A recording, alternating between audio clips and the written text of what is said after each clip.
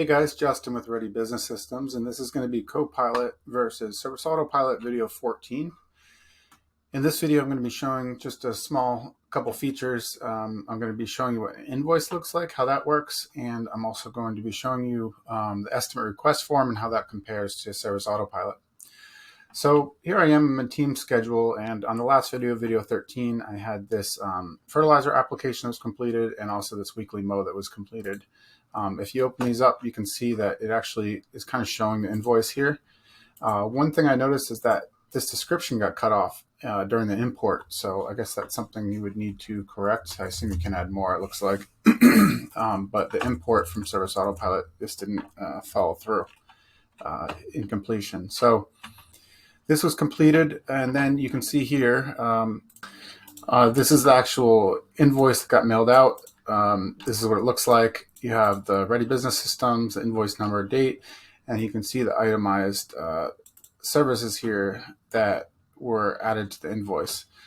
Just looking right now, it looks like the fertilizer got billed out, but the mowing did not. So I'll have to look into that.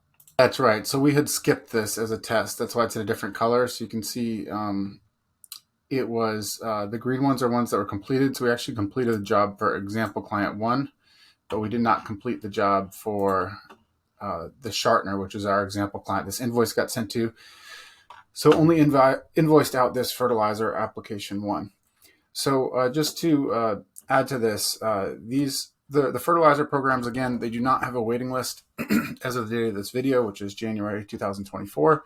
And I tried asking support several times how they manage it. If you have 1,000 fertilizer jobs, they're all going to be scheduled at the beginning of April on the same day. And if you only can get done 50 or 100 per day, what does that look like? And as far as I understand, you have to drag and drop all these jobs from day to day if you're not going to do them all on that specific day, which seems very cumbersome. So that's what the invoicing looks like. One other thing I want to show you guys, because I had a client ask me to set this up for him, is the estimate request form. And I want to show you what that looks like compared to Service Autopilot. So to get to this estimate request form, you're going to click on this little settings icon, and you scroll over on the top here. You scroll over to this work request form. You have two options here. You have display a thank you message, and you also have redirect to another page. If you have a website, you're probably going to want to use this one for analytics purposes, because then you can see that a lead was generated from whatever marketing campaign you have running. You'll be able to see that register in Google Analytics that you actually got a lead. Because the way that those interfaces register that you got a lead is that it goes to a web page that you can only access if you submit an estimate request form. That's how they actually track them. Whereas if you do just display a thank you message, you're not going to be able to see how many people actually filled out the form. So if you do have a website, you're going to want to use this option. Down here is the actual script for WordPress, and I can show you what their pages look like. So if you click demo page, it shows you right here what that's going to look like. So the downside right here with Copilot right off the bat is this is not customizable. I assume they have plans to make this more customizable in the future, but you cannot create, this is what it is. So if you don't like it, tough luck. So comparing this to Service Autopilot to get to the same place, you're marketing forms. And this is much easier, right? This is pre-built.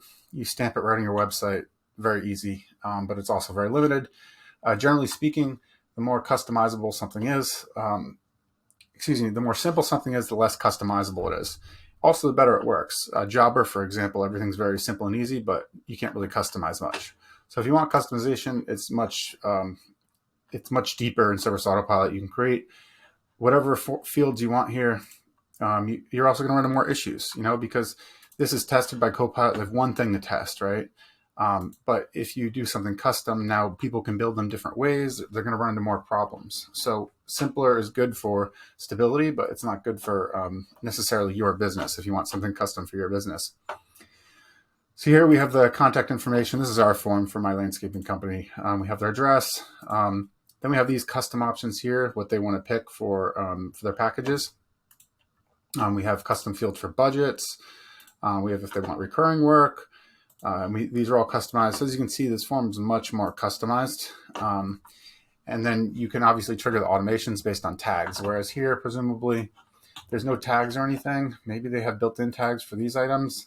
I don't know. I'd have to look into that. But they don't have the depth that the service autopilot forms have. So I just want to show you guys that. I guess for the next video, I will try out an automation and see what that looks like inside of Copilot. So stay tuned, and I'll catch you guys next time.